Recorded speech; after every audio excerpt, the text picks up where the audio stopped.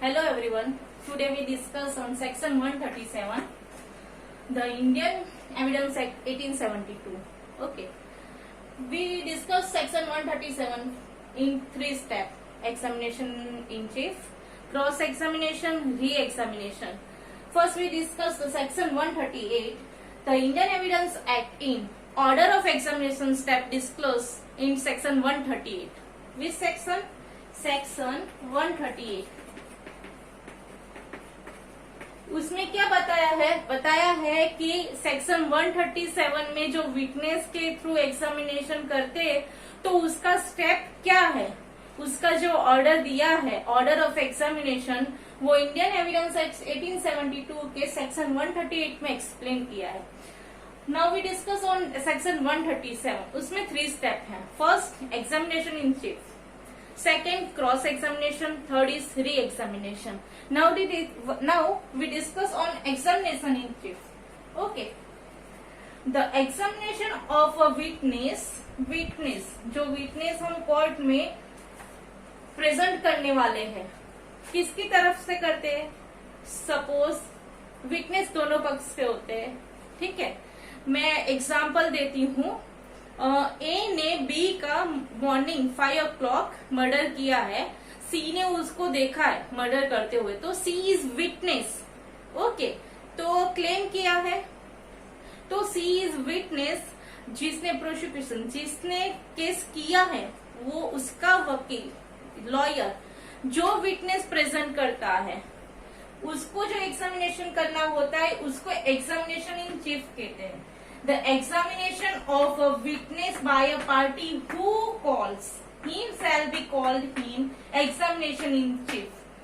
इसमें ज्यादा leading question नहीं कर सकते हैं. जो भी होता है कोर्ट में बाय ओथ होता है. इसमें लेकिन बैंड है, ज्यादा लीडिंग क्वेश्चन नहीं कर सकते. 3 एक्सेप्शन दिया है, जिसमें इंट्रोडक्टरी कर सकते हैं, फैक्ट्स जो है उसके रिलेटेड हो सकते हैं, पास्ट में कोई केसेस हुआ है उसके रिलेटेड जो डिस्प्यूट होते हैं उसके रिलेटेड क्वेश्चन कर सकते हैं. 3 एक्सेप्शन है. लेकिन अगर हम कोर्ट में है, एग्जामिनेशन इन चीफ कर सकते हैं, तो लीडिंग क्वेश्चन पे बैन है, ज्यादा डिस्कस नहीं कर सकते. जो फैक्ट है वही बोलना होता है. जो पार्टी है, लॉयर, उसको बोलना ही होता है कि क्या हुआ है. जो हुआ है वही प्रेजेंट करना है, जो विजिबल है वही करना है. ठीक है, तो एग्जामिनेशन इन चीफ में क्या होता है? जो केस किया हुआ है, जिस पार्टी ने, उसके लॉयर ने विटनेस को प्रेजेंट किया होता है. जो वहां पे ऑन रिकॉर्ड लिखना है, फैक्ट, जो फैक्ट हुआ है उसके बेसिस पे ही कोर्ट में गवाही जो देता है विटनेस, उसको एग्जामिनेशन इन चीफ कहते हैं. ठीक है. Now cross examination. Second step होता है सेक्शन 137 में, cross examination. The examination of a witness bye adverse opposite party shall be call his cross examination. Means क्या होता है? जो अपोजिट पार्टी, जिसके ऊपर क्लेम हुआ है, ठीक है, उसकी अपोजिट पार्टी, जो फैक्ट होता है वो तो एग्जामिनेशन इन चीफ में विटनेस होता है, वो बोल दिया है, उसको गलत साबित करने के लिए या फिर फैक्ट उसके मुंह से निकालने के लिए अपोजिट पार्टी का लॉयर उस पर क्रॉस एग्जामिनेशन करता है. क्रॉस एग्जामिनेशन में कुछ भी क्वेश्चन कर सकते हैं, उसमें कोई बैंड नहीं है. जो फैक्ट है उसके रिलेटेड कर सकते हैं, कोई नया फैक्ट है वो भी पूछ सकते हैं, कुछ भी क्वेश्चन कर सकते हैं. ऐसा फिक्स नहीं, लीडिंग क्वेश्चन भी कर सकते हैं. इसमें द इंडियन एविडेंस एक्ट 1872 के सेक्शन 147 में डिस्क्लोज किया है, क्रॉस एग्जामिनेशन में कुछ भी क्वेश्चन कर सकते हैं. Not to fix, related to examination in chief. Examination in chief में जो विटनेस ने बोला है कि हाँ मैंने देखा है क्राइम करते हुए, तो वो बोल सकता है. फॉर एग्जाम्पल मैंने बोला था ए ने बी का मर्डर किया है, सी ने देखा है, ठीक है, तो अभी इसको क्रॉस एग्जामिनेशन करना है. अपोजिट पार्टी पूछ सकता है, आपने 5 बजे देखा था, आप तो 7 बजे निकलते हो हर रोज, तो 5 बजे कैसे देखा है आपने? आप तो 7 बजे यहाँ पे होते हो, कि आप तो जॉब पे होते हो, तो 5 बजे क्या कर रहे थे? ये भी पूछ सकता है कि 5 बजे आपको कुछ दिख रहा था, अंधारा होता है, क्या विजिबिलिटी अच्छी थी। नेक्स्ट क्वेश्चन करने के लिए वो वैसे भी पूछ सकता है कि आपने देखा कि ए ने बी का मर्डर किया है, तो उसने बाइक नाइफ यानी चाकू से किया है, बंदूक से किया है, सिर पे मारा है।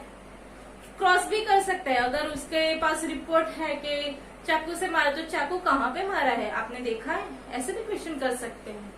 और ऐसा जरूरी नहीं है कि बाई फैक्ट जो उसको एग्जामिनेशन इन चीफ में बोला है वो कुछ भी क्वेश्चन क्रॉस करके भी पूछ सकता है, उसको गलत साबित करने के लिए, और या फिर वो विटनेस जो है गलत बोल रहा है तो उसको सही साबित करने के लिए कि नहीं वो गलत बोल रहा है, तो वो क्रॉस क्वेश्चन करके उसको पूछ सकता है कि क्या है। और उसमें अगर क्रॉस एग्जामिनेशन में ऐसा है कुछ नया फैक्ट आता है, ठीक है, कोई दूसरी स्टोरी निकल आई, खून किया है इन्हें बी का और मे बी डी ने किया है, कुछ नया फैक्ट, या फिर डी ने भी देखा है, तो उसके रिलेटेड कुछ नया फैक्ट निकल आता है, कुछ नहीं। Now re examination. Okay, the examination of a witness subsequent to be cross examinations by the party who called him shall be the called his the re-examinations।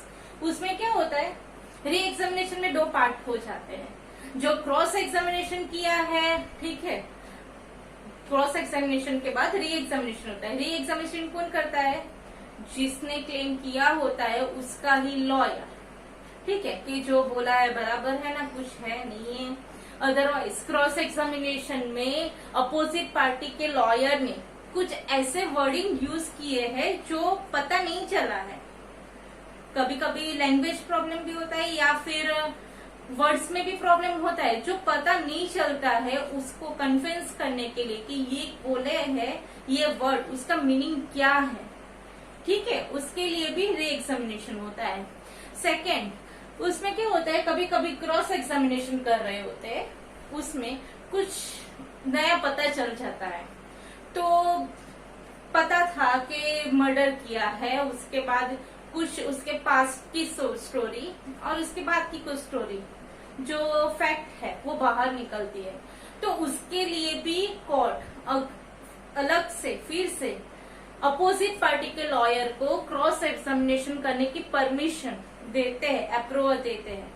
तो उसके बाद क्या होता है, अगर ये एग्जामिनेशन हो गया, कुछ नया फैक्ट निकल आया, अपोजिट पार्टी को भी चांस मिलता है अलग से फिर से क्रॉस एग्जामिनेशन करने के लिए। और कुछ ऐसा नहीं है तो री एग्जामिनेशन में पता कुछ वर्डिंग ऐसे यूज किए हैं जो पता नहीं चला है, तो पूछ सकते हैं कि ये वर्ड का मीनिंग क्या है। और ऐसा भी नहीं है क्रॉस एग्जामिनेशन सिंपली खत्म हो गया तो हम हमारे जो जिसने क्लेम किया है वो ही उसका लॉयर उसके पार्टी को विटनेस को यानी कि पूछ सकता है कि जो आपने बोला है ठीक है और कुछ प्रॉब्लम नहीं, ठीक है, that means re examination. Now we discuss on whole topic, ठीक है, ये अभी जो मैंने एक्सप्लेन किया third step examination in chief, cross examination, re examination, ठीक है, उसका जो एग्जाम्पल देते आई हूँ फिर से मैं आपको एक्सप्लेन करती हूँ। ए ने बी का मर्डर किया सुबह 5 बजे, ठीक है, सी ने देखा था, केस किया है, जो सेक्शन 161 में तो पुलिस क्या करते हैं, कस्टडी में इनविजिबल स्टेटमेंट लेते हैं, उनको कुछ पता नहीं होता, जो स्टेटमेंट पेश किया है उसके डिपेंड पे होता है।